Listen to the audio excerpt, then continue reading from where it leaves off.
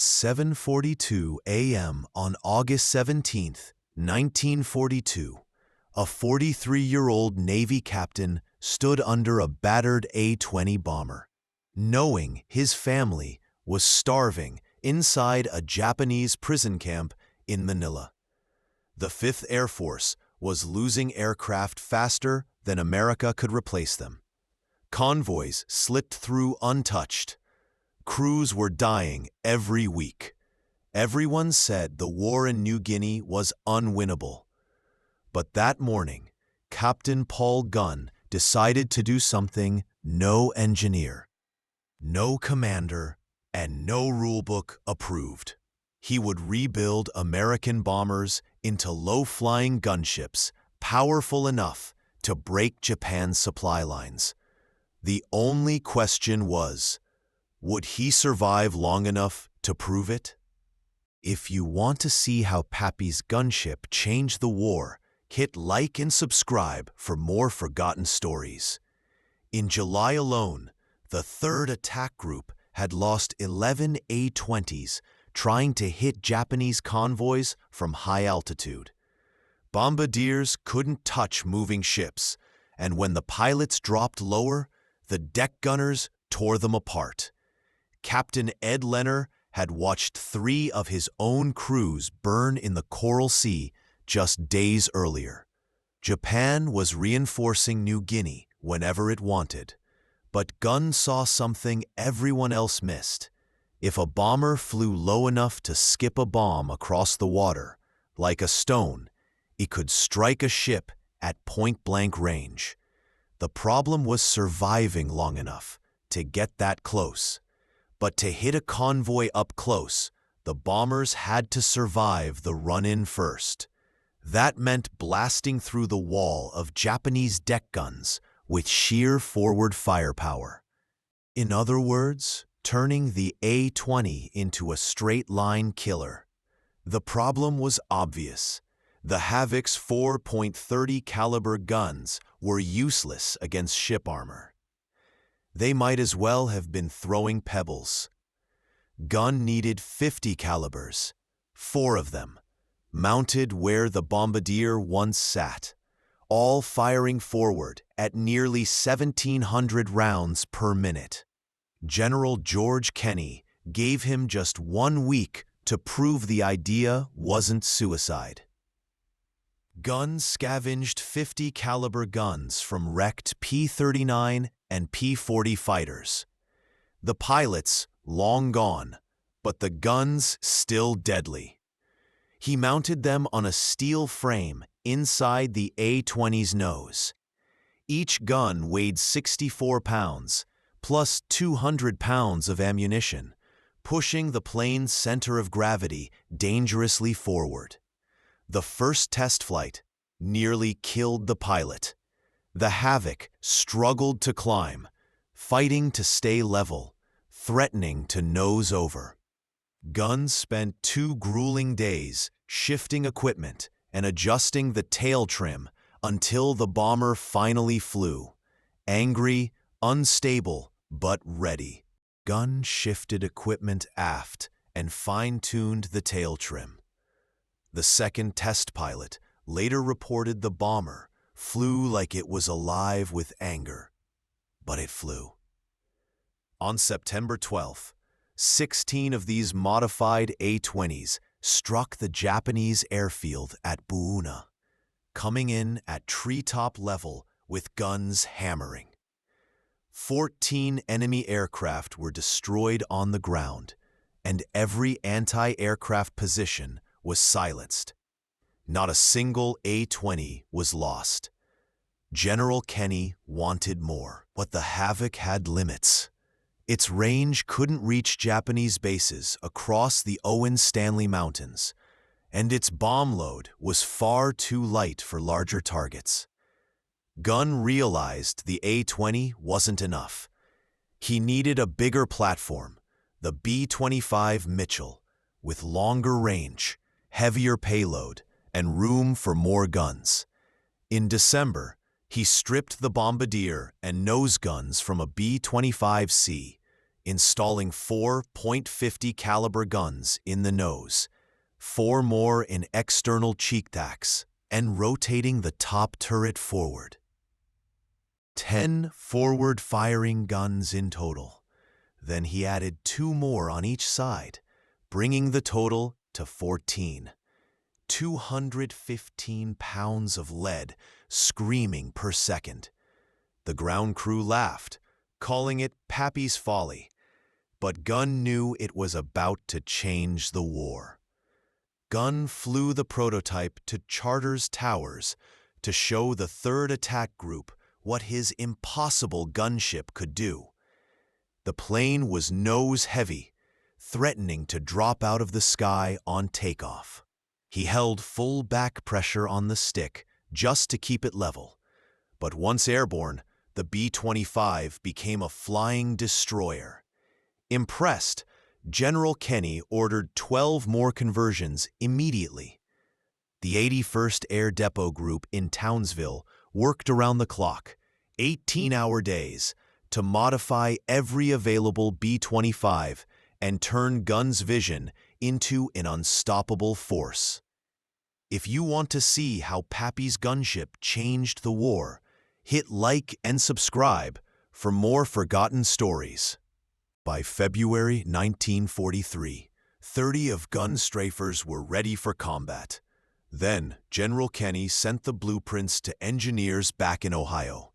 The Army Air Force studied the modifications for 3 days, then sent a blunt message back to Australia. The planes were impractical. The balance was wrong. Too heavy. Wouldn't fly properly. Every modified B-25 should be grounded immediately. Kenny, standing in Washington when the message arrived, read it and couldn't help but smirk. He already knew the planes were about to prove every doubter wrong. Kenny walked into General Arnold's office, where the engineers from Ohio were ready to tell him why Pappy Gunn's gunship was impossible. Kenny didn't wait. He told them 12 of those so-called impossible planes had just played a decisive role in destroying a Japanese convoy in the Bismarck Sea.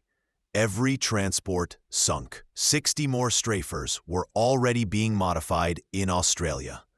Arnold practically ran the engineers out of the room. The Battle of the Bismarck Sea began with intelligence intercepts on February 28, 1943, setting the stage for a turning point in New Guinea. Allied codebreakers in Melbourne had intercepted Japanese naval messages. A convoy was leaving Rabat. 8 transport ships, 8 destroyer escorts, carrying nearly 7,000 troops bound for New Guinea's north coast. General Kenny had just 72 hours to stop them.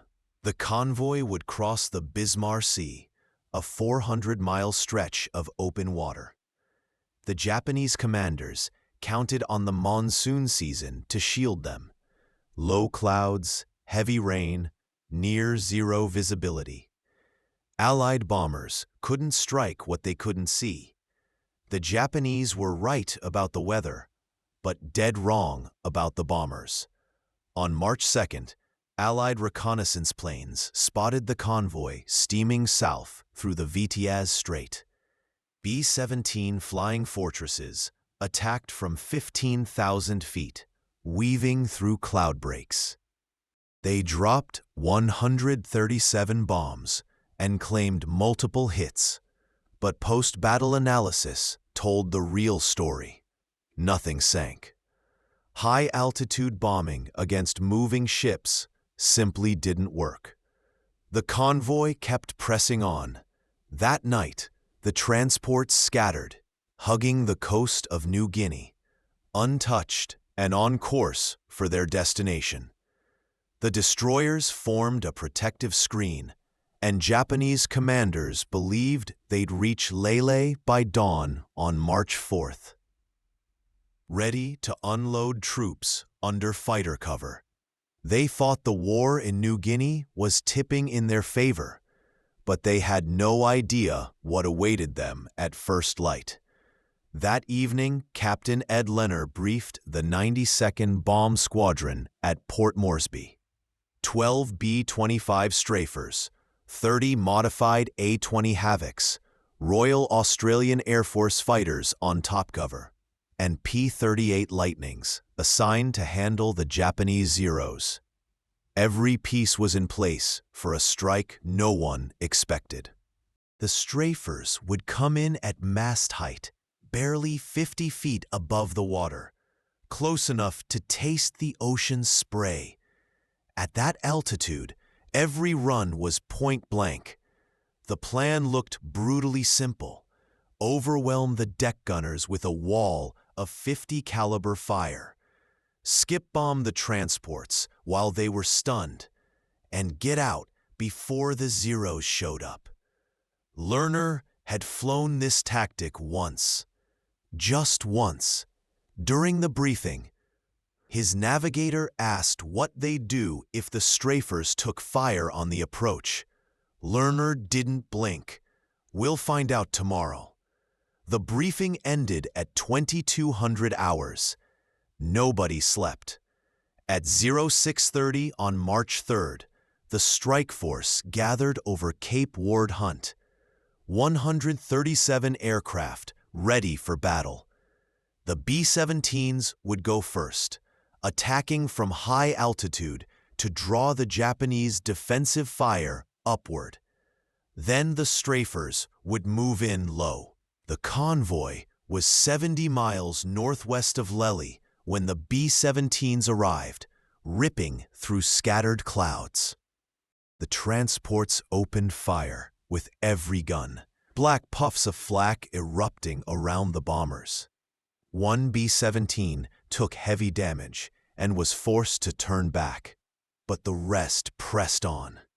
Then the strafers appeared. Elner led the B-25 in from the southeast, flying at wave-top height, guns blazing, ready to unleash havoc.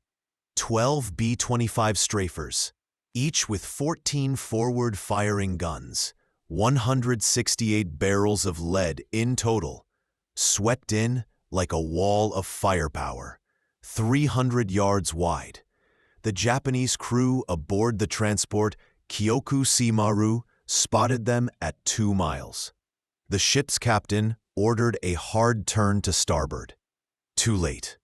At 800 yards, the B-25s opened fire. The 50 caliber rounds tore across the water like a chainsaw, ripping through the superstructure, shredding the bridge, and cutting down the anti-aircraft crews before they could even traverse their guns. 3 B-25s dropped bombs at just 100 yards, finishing the devastation. The first bomb skipped across the water, smashing into the hull below the waterline and detonating in the engine room. The second hit midship. The third missed entirely. Kyoku Maru was dead in the water within 30 seconds, burning, listing to port, doomed to sink in 40 minutes. That was just the first transport. But Teo Maru tried to escape. Engines pushed to full speed at 15 knots. The B-25 strafers were doing 240 knots. The math was simple. 4 strafers bracketed Teo Maru from both sides, guns blazing, leaving no room to maneuver. Streams of 50 caliber fire tore across the deck. Anti-aircraft crews were cut down at their guns. Bridge windows exploded. The ship's executive officer took 3 rounds to the chest, and the captain lasted only 10 more seconds before a burst finished him. The strafers dropped 8 bombs, 5 hit. The transport split in 2. Japanese soldiers trapped below deck had no chance. Most never reached the surface. The ship sank in 6 minutes. Survivors plunged into the Bismarck Sea, weighed down by full combat gear, disappearing beneath the waves. Australian bowfighters strafed the decks of the destroyer Shikami as it tried to protect the transports. One fighter took hits from anti-aircraft fire, but the pilot pressed on. His forward guns shredded the deck from bow to stern, cutting down every Japanese gun crew. By the time the B-25 strafers arrived, Shikami had no defense. 3 strafers attacked from different angles. The destroyer tried to maneuver, but it was too slow. Bombs struck the port side, starboard side, and amidships. Shikami didn't sink immediately, but it was finished. Dead in the water, fires spreading, the crew abandoned ship 2 hours later. By 9 a.m. on March 3rd, the Japanese convoy was scattered across 40 square miles of ocean. 5 transports were sinking or burning, 2 destroyers crippled. The remaining ships tried to flee, but they didn't make it. The B-25 strafers returned at 1400 with fresh bombs and full ammunition loads. The Japanese had no fighter cover. The Zeros had landed at Lele to refuel. When the second wave arrived, the transport Io Maru took 12 bomb hits. Its magazine detonated in a massive explosion, visible all the way from Port Moresby, 130 miles away. When the smoke cleared, there was nothing left. No wreckage, no survivors. 1,800 Japanese soldiers were gone in seconds. Captain Ed Lerner strafed low over the transport Owawa Maru. His co-pilot counted 14 separate fires blazing across the deck. Japanese soldiers leapt overboard, while the anti-aircraft guns were silent. Lerner's bombardier released 2 bombs at point-blank range. Both hit. The transport settled by the stern and capsized. Meanwhile, the modified A-20 Havocs hunted the crippled destroyers, finishing the survivors of the convoy. The destroyer Asashio tried to rescue survivors from the water, but 3 A-20s attacked from different directions. The crew, focused on rescue, never saw the strafers until the guns opened fire. Bombs tore into the forward deck and bridge. Asashio burned through the night and sank at dawn on March 4th. By the evening of March 3rd, the Japanese convoy was annihilated. 8 transports sunk, 4 destroyers destroyed. Of nearly 7,000 troops who had left Raba, fewer than 1,200 reached Lele. 2,700 were rescued and returned to Raba, and the rest were lost to the Bismarck Sea. Allied losses were light: 4 aircraft, 1 B-17 and 3 P-38s, 13 aircrew killed. General MacArthur called it one of the most complete and annihilating combats of all time. The Japanese never again tried to reinforce New Guinea by convoy. The war in the Southwest Pacific had turned, and it turned because of Paul Gunn's impossible gunship. Back in Australia, the engineers in Ohio were drafting reports explaining why the B-25 modifications could never work. On March 5th, Kenny sent a message to General Hap Arnold in Washington. The subject line read, "Commerce Destroyer Modifications Approved for Production." The body of the message was short and to the point. 12 B-25 strafers had just destroyed an entire Japanese convoy. Kenny requested the immediate integration of the forward gun package into all B-25 production aircraft. That afternoon, General Arnold called J.H. Dutch Kindleberger, President of North American Aviation. Kindleberger insisted his engineers needed to inspect the modifications. Arnold replied that he was sending the man who designed them, Paul Gunn himself.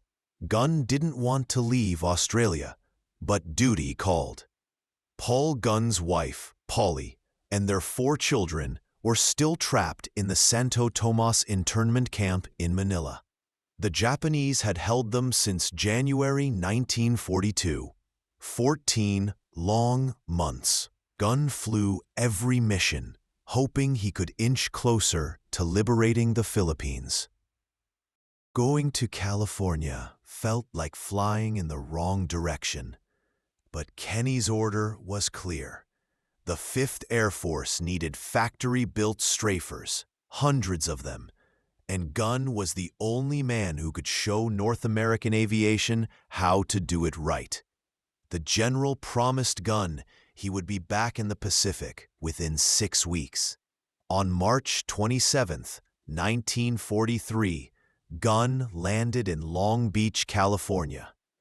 The North American aviation plant sprawled across 140 acres, with 20,000 workers on 3 shifts. The assembly line was turning out 1 B-25 every 4 hours. Factory engineers pored over Gunn's hand-drawn blueprints. They asked about stress calculations. He had none. They asked about wind tunnel testing. He'd tested it by flying. They asked about the center of gravity. Gunn shrugged. This was how he built a flying destroyer. Gunn showed them how he had moved the radio equipment aft to balance the plane. One engineer warned that the modifications would buckle the fuselage or round the cheek gun mounts. The muzzle blast from the .50 caliber guns would tear the aluminum. Gunn simply said it didn't. Then he revealed the blast tubes he'd welded to extend beyond the propeller arc. Problem solved. Over the next 2 weeks, factory engineers reverse-engineered his field modifications into production drawings, reinforcing the nose structure to handle the firepower. The engineers redesigned the gun mounts and added heavier-gauge aluminum patches to reinforce the fuselage. They calculated the exact center of gravity shift and adjusted the tail trim. On May 10, 1943, the first factory-built B-25G strafer rolled off the assembly line. 4 .50 caliber guns in the solid nose and a 75mm M4 cannon in the forward fuselage. The cannon used the same ammunition as the M3 Lee tank. One shell could punch a destroyer below the waterline. Gunn test flew the prototype. When the 75mm cannon fired, it recoiled 4 feet. The entire aircraft shuddered. Period. The navigator had to manually reload the 75mm cannon between shots, 1 round every 30 seconds. Gunn assured the engineers it would work against ships, maybe not anything faster. North American Aviation built 400 B-25G strafers, then improved the design. The B-25H added 4 more .50 caliber guns in the cheek packs, 8 in the nose, 4 in the cheeks, and 2 in the top turret rotated forward. 14 forward-firing guns in total. The H model retained the 75mm cannon, but added a better recoil system. The navigator could reload faster, increasing the rate of fire to 1 round every 20 seconds. The B-25J removed the 75mm cannon and added 4 more .50 caliber guns, 18 forward-firing guns in total, making it the most heavily armed production bomber in history. North American Aviation built 4,900 B-25Js, delivering the first to the Pacific in October 1943. Gunn returned to Australia in May, exactly 6 weeks after leaving. His family was still trapped in Manila. Meanwhile, the strafers kept hunting. In April 1943, B-25s destroyed 16 Japanese barges carrying troops and supplies near Finschhafen. In May, they sank 12 cargo ships at Wewak Harbor. In June, they struck the oil facilities at Balikpapan on Borneo. The Japanese stopped moving supplies by ship in daylight, but it didn't help. The strafers adapted, attacking at night using radar. They learned to skip bombs from 50 feet in complete darkness and to coordinate with PT boats that lit targets with searchlights at the last second. The Japanese called the modified B-25s the Black Death, and they weren't wrong. On November 2nd, 1943, Major Ben Fridge led 4 squadrons of strafers into Rabaul Harbor, 137 Allied aircraft in total, including 59 B-25s. The harbor held 38 Japanese vessels, cruisers, destroyers, tankers, cargo ships, and minesweepers. The strafers flew at masthead height through phosphorus smoke that blinded the anti-aircraft gunners. They attacked from multiple directions at once. The Japanese couldn't track them all. In just 15 minutes, 30 ships were hit, 5 sunk outright, 12 damaged beyond repair. The rest of the Japanese ships limped away. Rabaul Harbor was finished as a forward supply base. Gunn flew that mission himself. He was 44, a special projects officer on headquarters staff. He didn't have to fly combat, but his family was still in Manila, and every mission brought him closer. Intelligence from the Santo Tomas internment camp was grim. Food rations slashed, medicine running out, prisoners dying from malnutrition and disease. The Japanese camp commander had informed the Red Cross that all prisoners would be executed if Allied forces approached Manila. Gunn told Kenny he wanted to fly the first mission over Manila when liberation came. Kenny promised he could. The strafers evolved through 1944, some carrying 8 5-inch high-velocity rockets under the wings, others loaded with napalm tanks. Some carried parafrag bombs, small fragmentation bombs with parachutes that allowed B-25s to drop them from minimal altitude without catching themselves in the blast. The most deadly tactic was the combined strike. B-24 Liberators would bomb from 20,000 feet, forcing defenders to look up. Then the strafers would come in low. By the time the gunners looked down, the B-25s were already on them. In the first 8 months of 1944, 5th Air Force strafers destroyed 947 Japanese aircraft on the ground, sank 273 ships, and killed an estimated 38,000 soldiers. The modified B-25s had become the decisive weapon in the Southwest Pacific campaign. Gunn continued innovating. He added extra fuel tanks to extend range, improved gun cooling systems, and developed new ammunition loading techniques that increased rate of fire. Some B-25s carried modifications that existed nowhere else, invented by Gunn the night before a mission.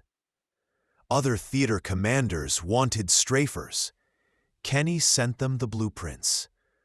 Across the globe, modified B-25s were making their mark. In the Mediterranean, they attacked German convoys supplying North Africa. In the China-Burma-India theater, they struck Japanese supply lines along the Burma Road. Gunn's concept, proven in Brisbane, spread to every combat zone. On October 20th, 1944, American forces landed at Leyte in the Philippines. The liberation of Manila was just 3 months away. Gunn's family had been imprisoned for nearly 3 years.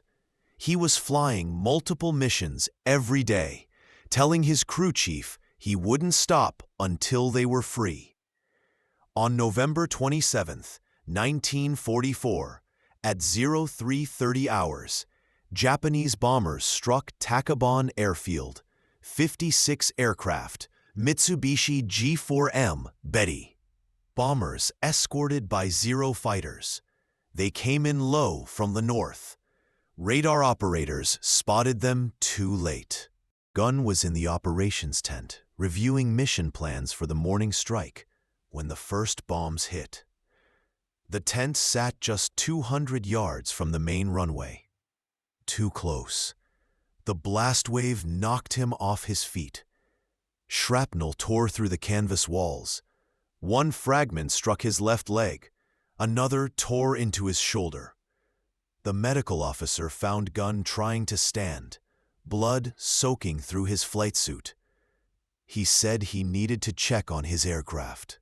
The doctor insisted he needed surgery. Gunn made it just 30 feet before collapsing. They evacuated him to the hospital at Leyte. The leg wound was severe. Shrapnel had severed an artery. The surgeon said he wouldn't fly again for at least 6 months, maybe longer. The injuries qualified him for medical retirement. 45 years old, 26 years of service across Navy and Army. He had earned the right to go home. Gunn told the surgeon he wasn't going anywhere until his family was free. The Battle of Manila began on February 3, 1945. American forces fought house to house through Manila. The Japanese had declared the city a fortress, defending every street. The battle was brutal. Building by building, block by block. On February 3rd, Santo Tomas internment camp was liberated. 3,700 Allied prisoners were freed. Gunn's wife, Polly, weighed just 89 pounds. His daughter, Julia, 63. They had survived on a single meal of rice and vegetable soup each day for the past year. His son, Nathaniel, suffered from malaria. His youngest daughter battled dysentery, but they were alive. Against medical orders, Gunn flew to Manila on February 4th. His leg was still bandaged, and he relied on a cane. The doctor had cleared him for light duty only. No combat flying. Gunn went to Santo Tomas anyway. He found his family in the makeshift hospital the Army had set up. At first, Polly didn't recognize him. He had lost 40 pounds since she last saw him in April 1942. 3 long years. His hair was completely gray. She thought he was a doctor until he said her name. Then she knew. The official Army report stated that Colonel Paul E. Gunn was reunited with his family on February 4th, 1945, at Santo Tomas internment camp, Manila. The reunion lasted 4 hours. Then, Gunn returned to Leyte. Gunn's medical leave wasn't over, but the war wasn't finished. The modified B-25s kept flying. Other pilots, other crews, but his forward gun modifications. By the end of the war, North American aviation had built 9,600 B-25 Mitchell bombers. Nearly 5,000 were strafer variants with forward gun packages based on Gunn's original design. Those strafers sank over 800 Japanese ships in the Pacific, destroyed more than 2,000 Japanese aircraft on the ground, and killed an estimated 85,000 Japanese soldiers. The commerce destroyer concept that engineers once called impossible had become the most effective anti-shipping weapon in the Pacific. Gunn never flew combat again. His leg wound had ended his operational career. The Army retired him as a full colonel on June 30, 1948, for medical disability. He was 48 years old.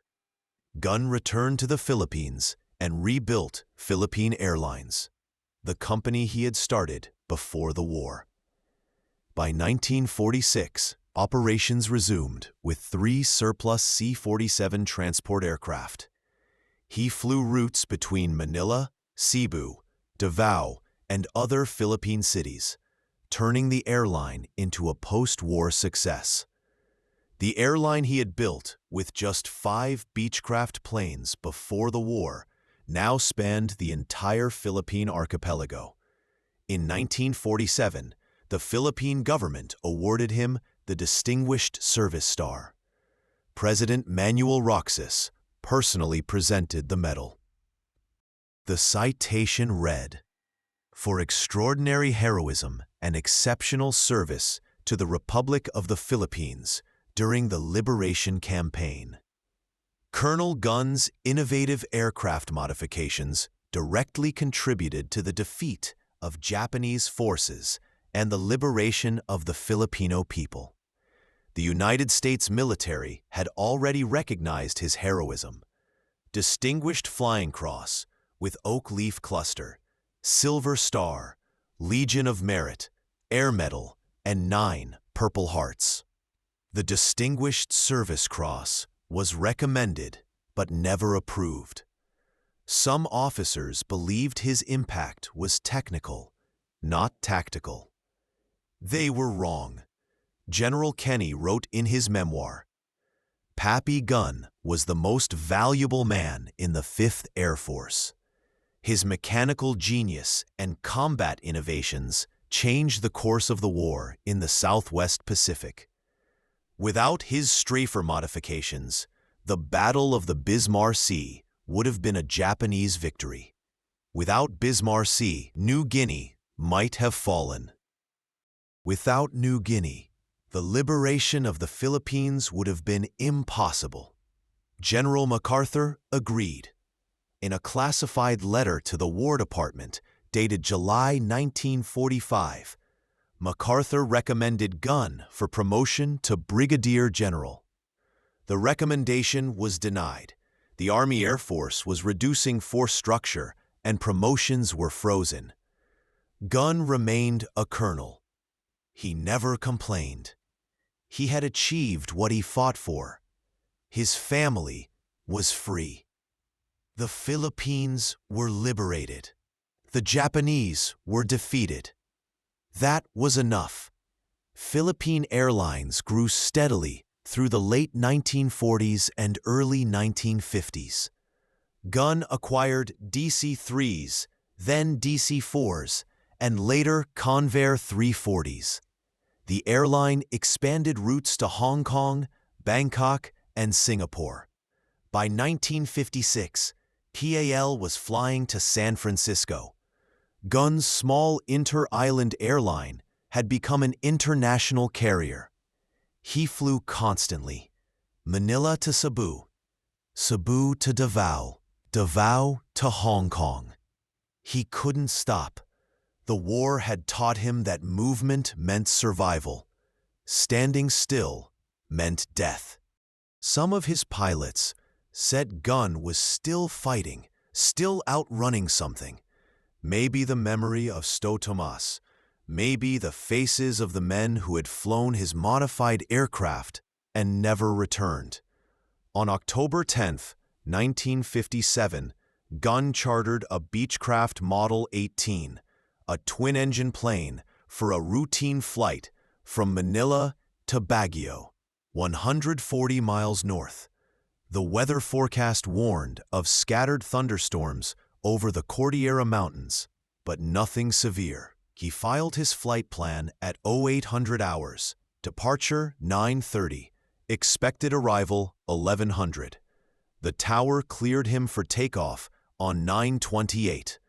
The weather worsened faster than predicted. By 10:30, the Cordillera Mountains were engulfed in heavy rain, low visibility, and turbulence. At 10:47, the Beechcraft's radio went silent. Search and rescue teams discovered the wreckage 3 days later on a mountainside near Baguio. The aircraft had flown directly into a violent storm cell. The pilots had tried to climb above the storm, but the winds drove the Beechcraft into the ridge. Impact was instant. Everyone aboard was killed. Paul Irvin Gunn died on October 11, 1957, just a week shy of his 58th birthday. The Philippine government honored him with a state funeral. 6,000 people attended. American veterans, Philippine Airlines employees, and former prisoners from Sto Tomas. General Kenny sent a wreath from the United States. The Manila Times published his obituary on October 12th. The headline read, "War Hero Dies in Plane Crash." The article listed his distinguished flying cross, his role in the Battle of the Bismarck Sea, and his liberation missions over the Philippines. But it couldn't capture the full magnitude of his achievements. The numbers told part of the story. 5,000 B-25 strafers built with his modifications, 800 Japanese ships sunk, 2,000 aircraft destroyed on the ground, 85,000 enemy soldiers killed. Those were the official statistics. The real impact was far greater. Gunn's strafer concept had transformed the way air forces thought about bombers forever.